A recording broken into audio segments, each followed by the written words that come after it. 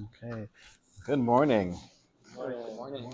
Special Erev Shavuos get together, focusing on none other than Limud HaTorah. Okay, so why do we learn Torah? Why is it such a big deal? Why is there so much of a focus on it? Everything's about Torah,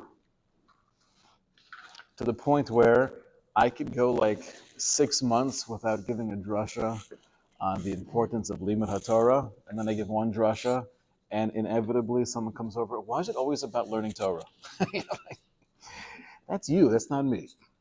But obviously, we do believe that Talmud Torah Keneged Kulam seems to be the greatest, most powerful mitzvah we have.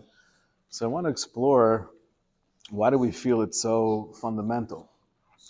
And we have the concept of learning Torah Lishma. So by a show of hands, how many of us learn Torah Lishma on a daily basis, besides Brian, obviously? Right? So what does Torah Lishma mean? That's the highest level, the greatest motivation. Do it Lishma. And there seems to be a debate between more of the Hasidish approach and more of the Litvish approach as to how do we understand Torah Lishma. But I'd like to show us that there's really not much of a debate at all. And I think they work together beautifully. Now, what happens when a person learns Torah Lishma?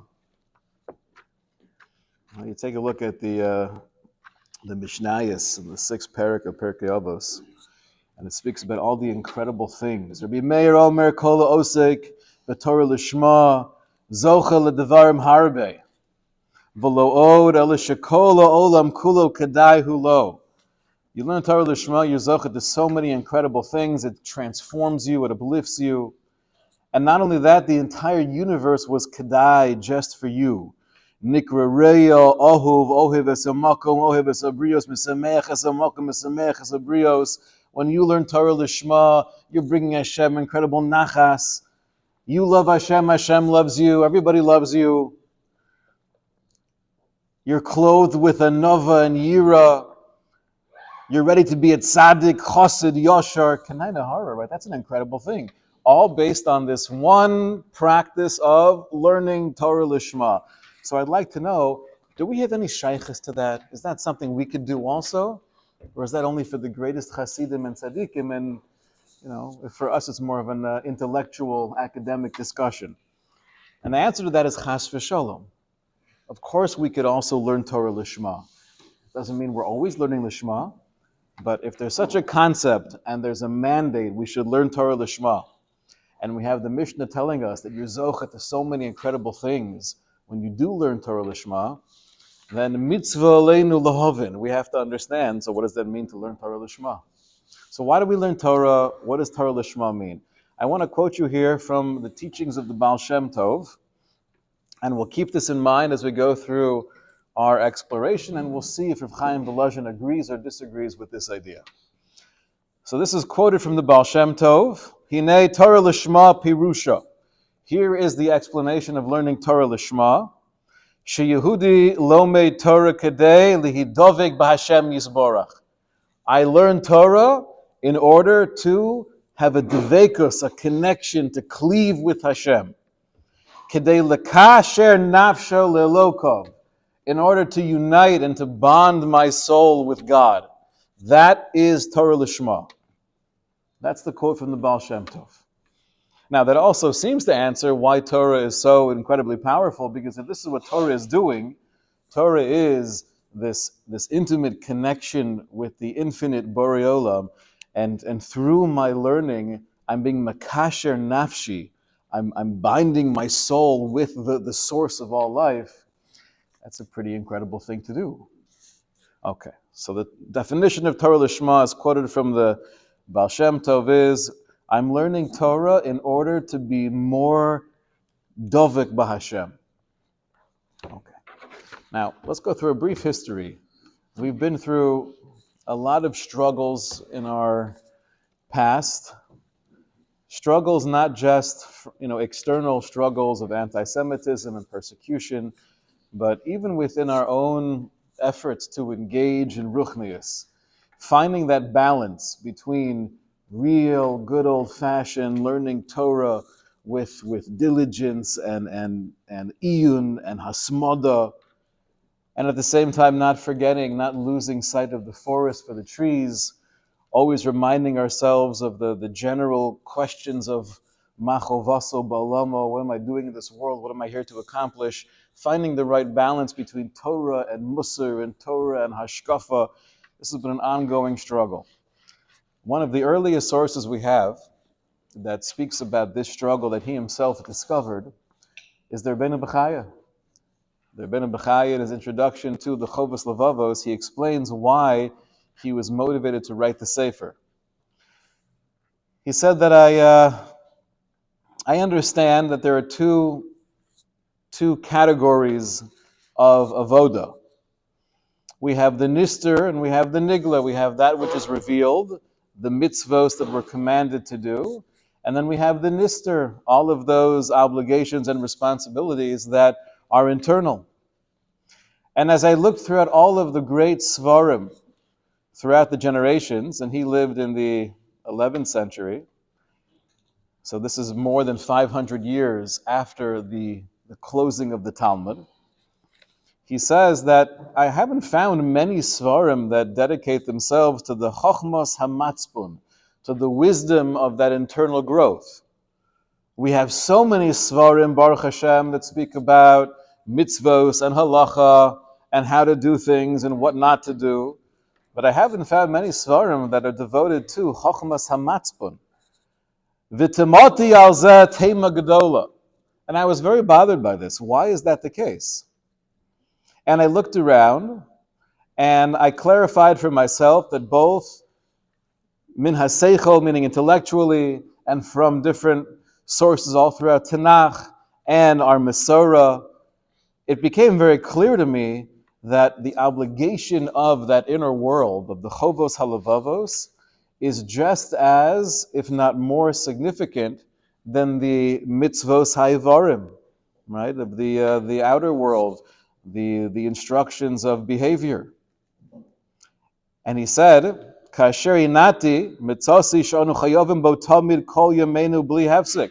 Not only qualitatively could you argue that the inner world of the Chovos Halavavos, which he refers to as Avas Hashem and Yiras Hashem, and desiring to come closer to Hashem and having bitachon and working on all of those internal struggles we have, bein adam lechavero, overcoming feelings of resentment and jealousy. That's the whole Chovos Levavos. These things are relevant all the time, every day and night. It's not a mitzvah saseh shehazman grama. This is everything that we're doing in life. So again, I was even more in this fog. Why has there not been more of a focus on this area of the inner world of a Jew? And then he says, Shema hamin hazeh min mitzvos eino misyale lemitzvos rabos. Maybe these mitzvos, all the internal obligations, don't lead to many other mitzvos, and that's why there hasn't been such a focus on it. Maybe they're the minority of mitzvos. But that's not true. He says, how many mitzvos do we have that you could quantify? We have taryag mitzvos. However, he says, mitzvos halavavos rabos ma'od ad ki ein letoldosehem mispar. But when it comes to the chovos halavavos, that internal world of ava and yira and bitachon and avas reim, there's no limit to how many mitzvos we have. So why is there nothing on this subject? His last point, he says, is maybe there wasn't much literature on this because everyone's good. Everyone's good in the area of Chovos Halavavos. There's only a focus on the Chovos Hayavarim, the practical, tangible, behavioral mitzvos, because maybe that requires more chizik. However, he says, unfortunately, when I look around the world and I see all of the tension in relationships and the sinna and the kinna and the unhealthy competition, and I look back, he says, I've done historical research on humanity. I've discovered that the Chovos Halavavos are actually probably in more need of tikkun than anything else. And therefore, he says, I've taken it upon myself to write the Sefer Chovos Halavavos because this needs more focus. Okay. Now, part of what he writes there in the introduction is, if a person's only involved with learning and they're not at all aware of this internal world, all of these vast obligations, so then you're missing the boat. You're missing the boat. You could learn your whole life, potentially, and never really have any relationship with the infinite creator of the universe. You could learn your whole life and not necessarily grow as a human being and develop skills of what it means to be just a decent father, husband, mother, child. Now, obviously, we do believe Torah uplifts us and it helps refine the midos. But if I'm not consciously focused on trying to develop that inner world, I could be very immature internally, even though I might have a lot of knowledge within my mind. Now you fast forward, right? That was the 11th century. You fast forward to the 18th century, and we have the introduction, the well-known introduction of the Ramchal in the Mesilas Yesharim. And he makes the observation that if you look around the world, you have many people who are very accomplished and very talented. And amongst the Jewish community, many of them focus on secular pursuits, which is okay. You have to have a profession. And then he says, even those few that turn their focus more into the world of Kedusha, what do they focus on? So they focus on different forms of learning.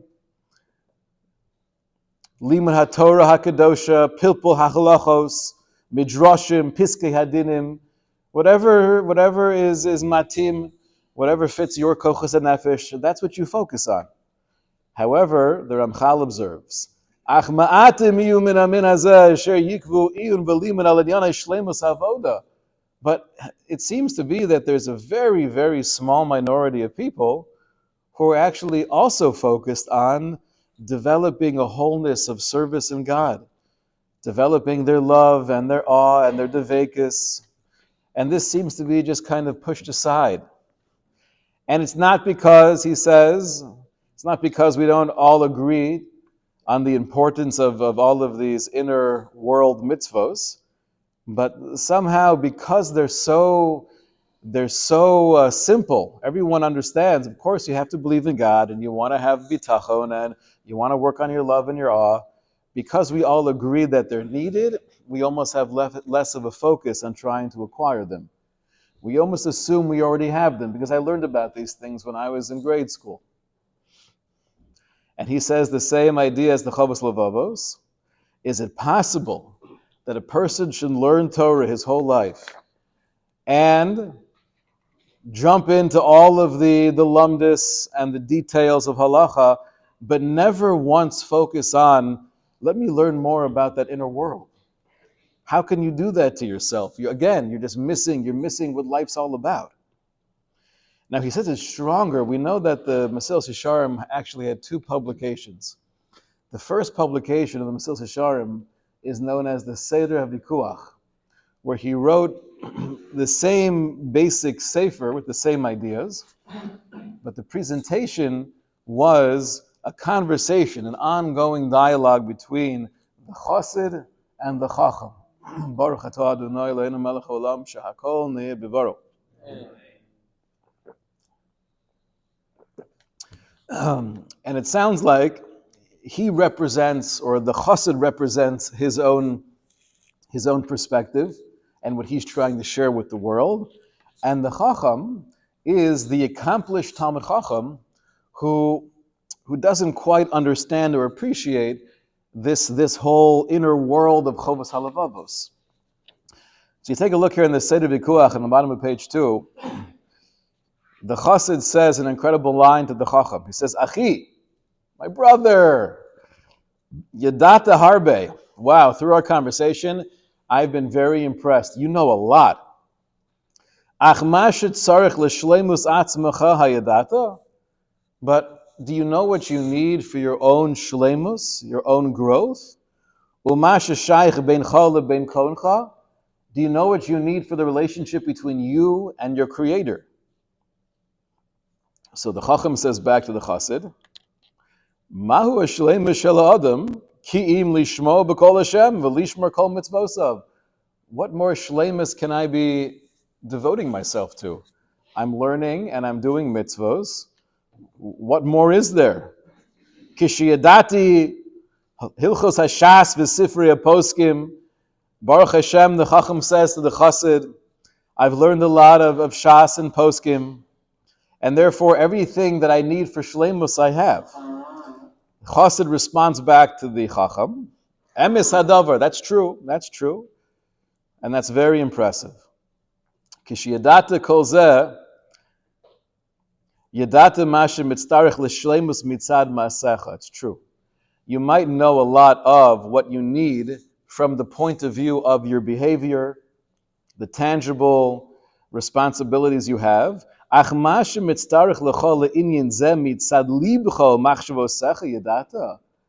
you know yourself?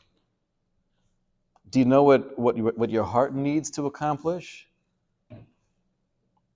So what he's expressing here, both in his introduction to the classic Mesil Shisharim and in the Seder Vikuach, is really a breakthrough idea, which is, on one hand, Talmud Torah keneged kulam. Learning Torah is everything.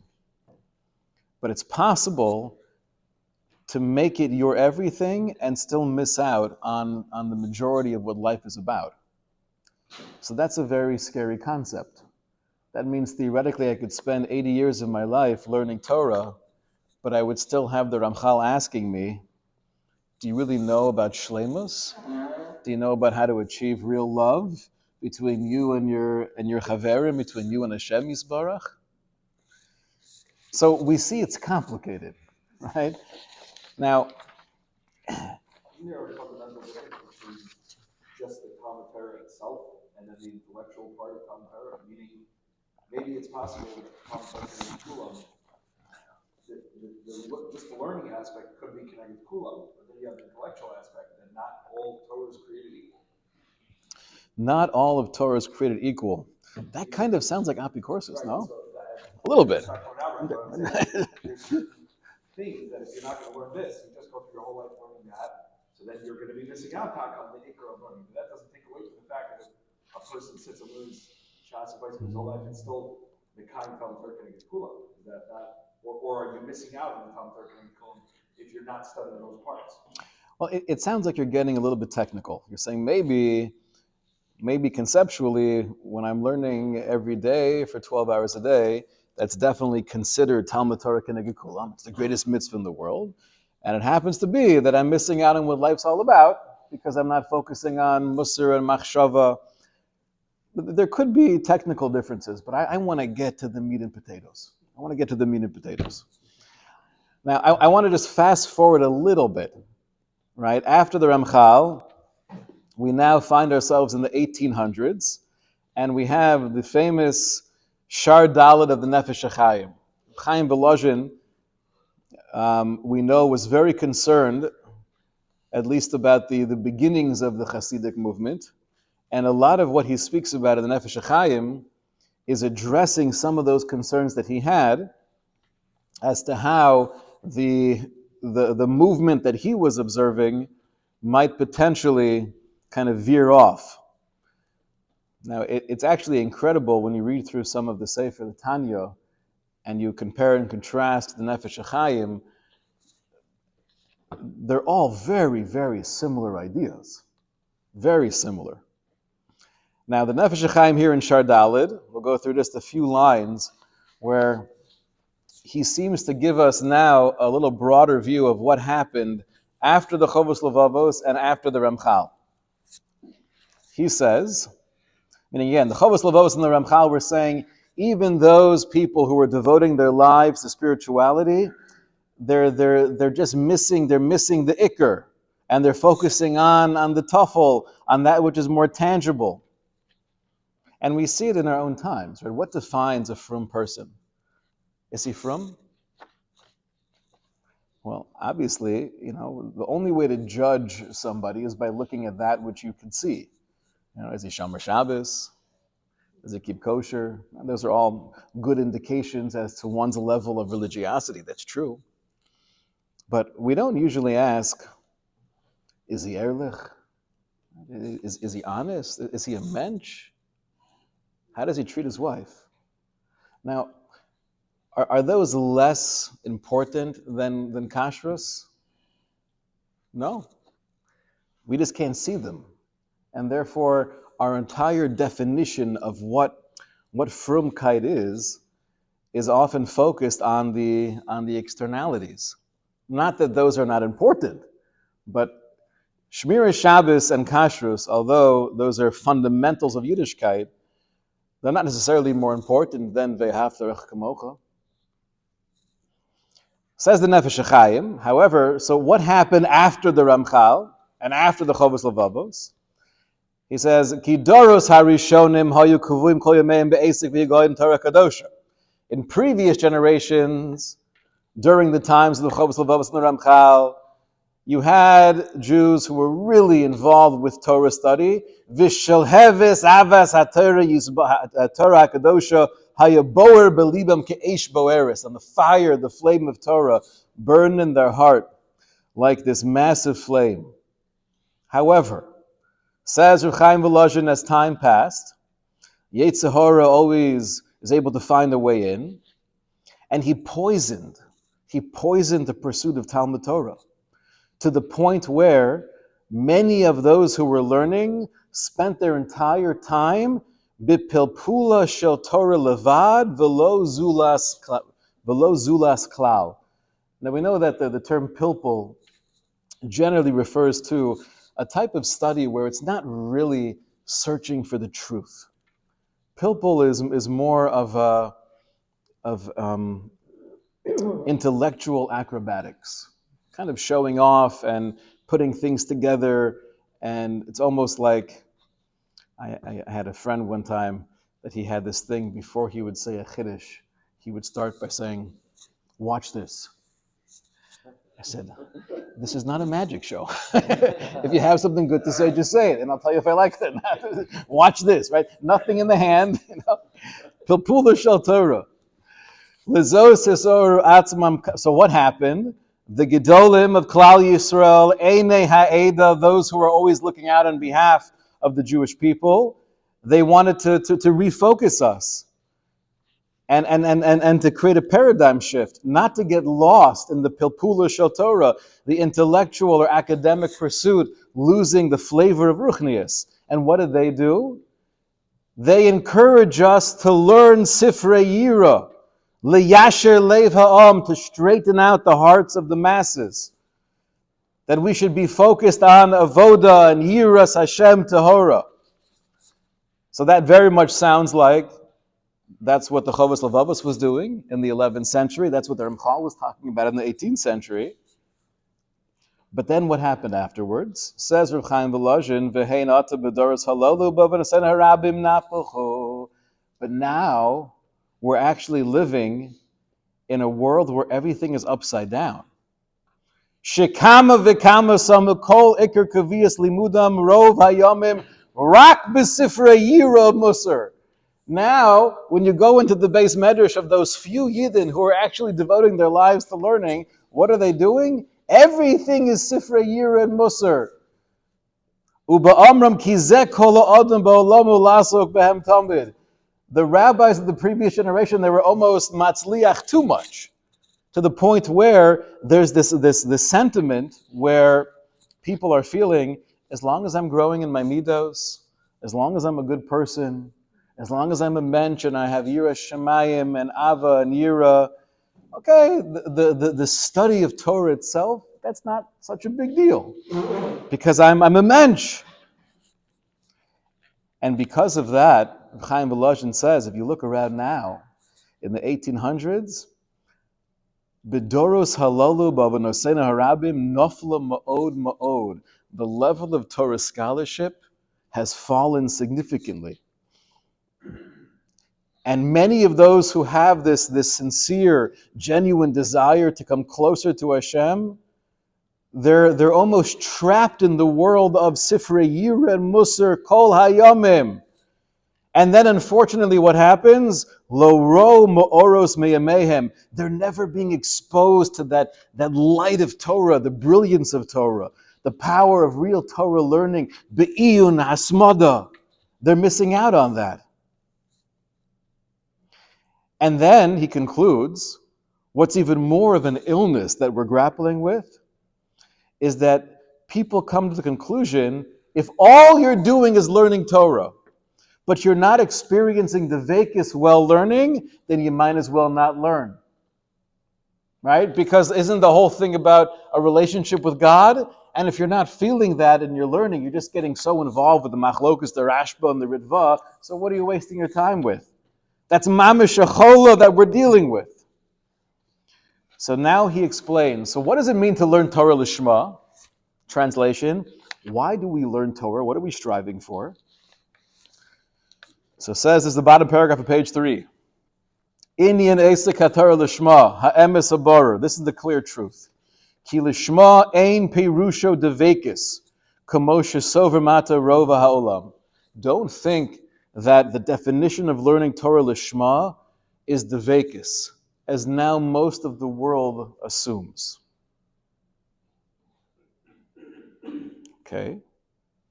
Because if it was Devekis, and this, by the way, parenthetically, is an incredible plug for Tehillim. It's a backhanded plug. He says if the goal of Torah was just feeling Devekis, so then instead of learning Shas and Poskim, you should say Tehillim. Right? There's nothing more in the world that could bring a sense of real Aliyah and Devekis more than Tehillim. So even though his point is, obviously, we don't replace Limud HaTorah with Tefillin, with Tehillim, you definitely see that he feels being able to say Tehillim is a wonderful thing to do. But that's not what Talmud Torah is. So what does learning Lishma mean if it doesn't mean Devekis? Aval emes ki inyan Lishma perish l'shem HaTorah. Learning Lishma means I'm doing it l'shem HaTorah. Now, when you first read that line, Howard, does that make any sense to you? No. Okay. Why not? L'shem Torah. What is L'shem Torah? What does that mean? L'shem Hashem. That's Okay. So then he clarifies, Baruch Hashem. L'shem Torah meaning L'shmo shel HaKadosh Baruch Hu shepol HaKol Amanehu. Learning Lishma is I'm doing it L'shem Torah, L'shem Hashem, and he clarifies.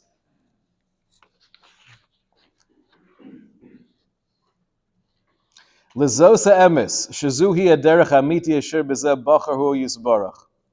This is what HaKadosh Baruch Hu wants from us in our learning of Torah. Shebechol eis sheyichon adam atzmo lilmod. Every time I'm preparing myself to learn. Right? So somebody like myself, I wake up at 3:15, right? Doing my hachanas. At that point in time. So when I'm preparing myself to learn, Roy lo li'is yashev kodem shiyaschil. It's appropriate to think before I start learning. Al kol panim zman muat. Doesn't have to be 40 minutes of meditation, but a zman muat beyiras Hashem tahora b'taharas halev.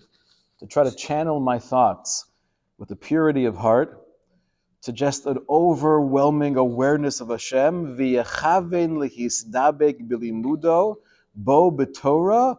Bo b'Kadosh Baruch Hu, and to have the intention that with my learning, I want to be dovak b'Torah, I want to be dovak with Hashem.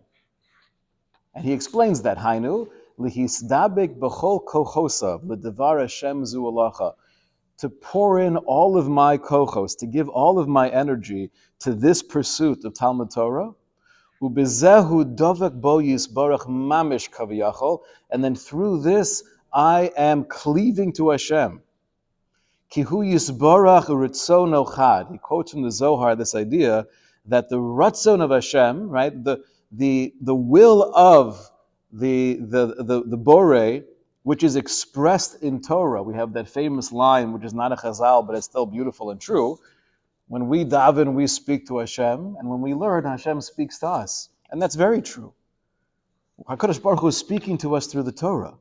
The Torah is the revealed Ratzon of HaKadosh Baruch Hu. So when I'm connecting with the Ratzon HaBor, I'm connecting with HaKadosh Baruch Hu.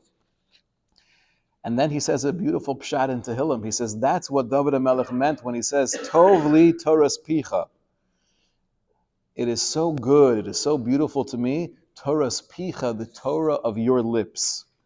Meaning to say that what brings the Torah to a whole different level, where it's transformative and it's uplifting, is when I remind myself and I'm focusing on the fact that this is your Torah. This is my avenue of relationship with you. And then he says, not only when you start learning Torah, but even be'emtza halimud. Let's say you're in the middle of learning. He says, permission is granted. Harishus nesuna la'adim lahafsik zman muad. You're allowed to stop a little bit even in the middle of learning before that fire goes out. The fire that you ignited at the beginning of your studies, if you feel that it might be diminishing a little bit, so take a moment, even in the middle of learning, lehisbonen mechodash od ma'at beyiras Hashem. Okay, so this needs to be understood.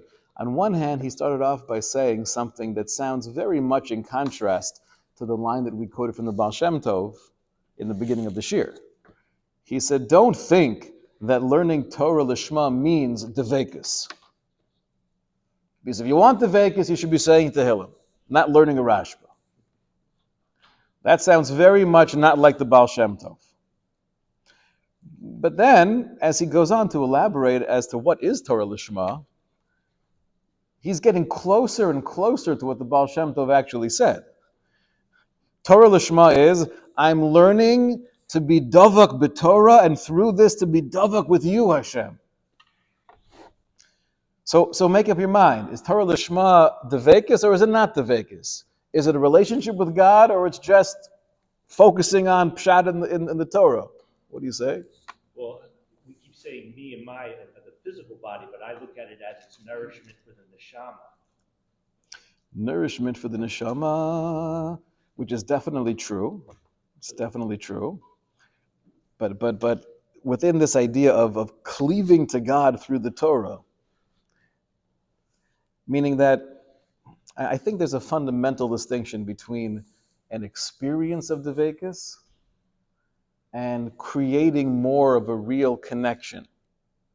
I'll give you an example, right? In a relationship, theoretically, there could be times, let's say between a parent and child, there could be times where you're just focusing on the moment and you're feeling, this is really nice, right? I'm not trying to get you to do something, to get out of the house, to do your homework, and we're just like, we're relating to each other. And that's a wonderful feeling. You might call that Dvekus. That's an experiential Dvekus. There could be other times where it's one of the hardest moments of your life interacting with a child, and l'maisa, it's a source of even pain and anguish. But you feel that through your interaction, l'maisa, you're growing in this relationship.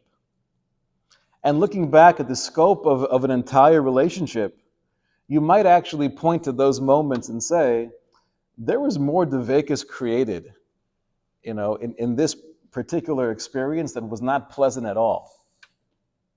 There was more of a real foundational connection that was enhanced when he was going through this rough time and I was able to be there for him, but it wasn't easy for him or for me. But you don't have the experience of Dvekus. So I think what Rav Chaim Volozhin is saying is that don't think mistakenly that the experience of Limud HaTorah is one of Dvekus, where it's just pleasant and I'm feeling the hashras, hashchina, as I'm here holding the sefer. That's not what Limud HaTorah Lishma is. Learning Torah Lishma means I take off my jacket, I roll up my sleeves, and we have a milchamta shel Torah. There's a struggle. There's effort. Why is the Rashba saying different than Rashi? Rashi was definitely the Pashup Pshat. What was bothering the Rashba to say otherwise? And with the Rashba saying, could this have been the starting point of Tosas as to why he was bothered with Pshat and Rashi? Was he learning like the Rashba? But then based on the answer of Tosas, that doesn't sound at all like what Tosas was assuming. That's not as pleasant. But that could be creating more of a devekis with Torah, which is a devekis with Hashem. So if we want to know that... You're saying, while I'm learning, I'm not feeling close to Hashem. There could be this internal feeling of closeness the same way I have an internal feeling of closeness with my child, even if we're not holding hands, frolicking together through a wonderful field in the springtime. But there could be a deeper sense of the vacus. But it's not my conscious thought of just basking in the glory of God. That's not what Limud HaTorah is. Limud HaTorah is rolling up your sleeves and schwitzing. But the schwitzing itself is creating more of a connection. When the Baal Shem Tov was quoted as saying that learning Torah Lishma is, I'm learning Torah in order to cleave to God, and now you give the microphone to Rav Chaim Volozhin, would you agree or disagree? Rav Chaim Volozhin would take the microphone and say, I agree wholeheartedly. Learning Torah Lishma is learning in order to be Dovek B'Kadosh Baruch Hu. What I disagree with is a mistaken notion that it sounds like he was experiencing, that some people had at the time, is that people were turning Torah into this meditative, devekis thing, and if you don't have that, then you're not really accomplishing anything. That's a mistake.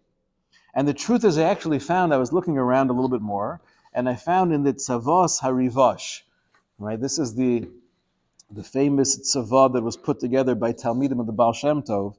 He says this explicitly. Bottom of page 4. Kishelomed sarich lanoach ma'at b'chol shah k'dei ledavek atzmo bo yisborach. Sounds like he's quoting from Chaim Volozhin, right?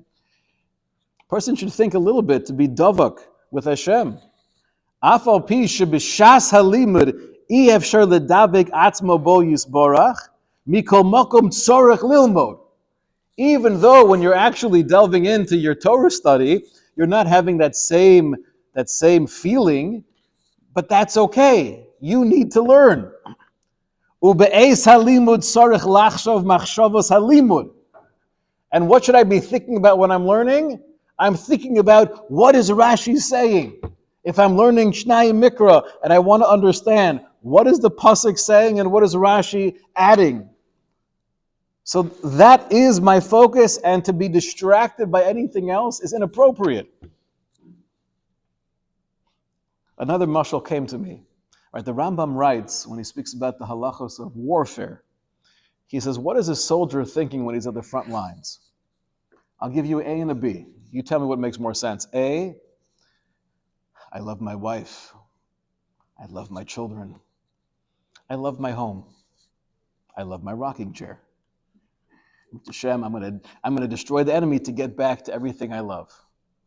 Or B, don't think about your wife or your children or your rocking chair. You think about destroying the enemy. What's the proper focus of Shas Milchama? Says the Rambam, B. And if you start thinking about your family back at home, you're a rotseach. You're a murderer because you're not doing your job well. Now you could argue, even if a person is following the advice of the Rambam, if I'm out here defending my country and defending my family, that theoretically might bring more of a devekis to my family when I get back home and Ritz Hashem safe and sound. But it's not a pleasant experience. Now, hopefully Torah is more pleasant than warfare. But the idea here, I think, is very fundamental. That we learn Torah Lishma is, we want to come closer to Hashem. What the Chovos HaLevavos and the Ramchal were bemoaning is that Torah became more of an intellectual pursuit, and we lost our way. And there wasn't enough of that focus on Musar and Machshava and understanding where this fits into the scope of life. What Rav Chaim Volozhin was bemoaning is that if you get too lost in the Musar of Hashkafa, so then you're never actually having that devekis with Torah, and that devekis with Torah is a prerequisite for my devekis with Hashem. But it comes out that both the Baal Shem Tov and Rav Chaim Volozhin would say the exact same idea. When we learn Torah, our goal is, we understand the importance of Torah, The importance is very simple. Everything in life is about coming closer to HaKadosh Baruch Hu, and Torah is the ultimate vehicle that allows us to do that. And our kavana is as much as possible, although there are many other things floating around as to why we're doing it. I don't want to feel guilty. I want to get covered. And these are all normal human things. And we say, mitoch shelo lishma bo lishma. As long as we're learning, it's a good start. But the goal is to get to a point where I'm learning because I understand what Talmud Torah does. It brings me closer to Hashem. And that's why I want to be learning Torah. And that's Torah Lishma. Shkoyach. If learning Musar and Machshava